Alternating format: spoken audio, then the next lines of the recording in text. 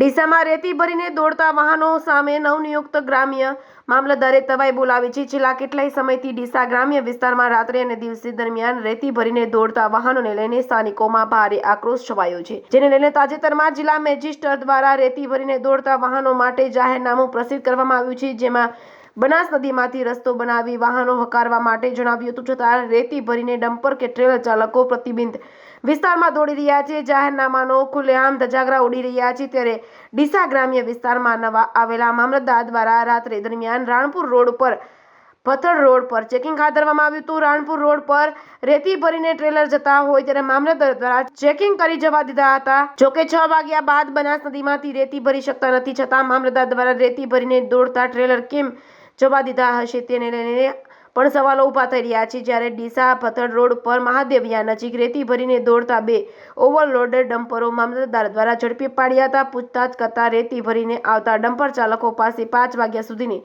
Royalty પાવતી હતી, જેથી મામલતદાર દ્વારા 2 ડમ્પરો ઝડપી રૂરલ પોલીસને સોંપવામાં આવ્યા હતા, જ્યાં પોલીસે એ ડમ્પરોને વજન કરાવી રૂરલ પોલીસ મથકે લાવી આગળની કડક કાર્યવાહી કરવામાં આવી હતી। જ્યારે નવનિયુક્ત ગ્રામ્ય મામલતદારે રાત્રિ દરમિયાન કડક ચેકિંગ હાથ ધરાતા જ બનાસ નદીમાંથી રેતીની ચોરી કરી દોડતા વાહન ચાલકો અને લીડ ધારકોમાં ફફડાટ વ્યાપી જવા પામ્યો હતો।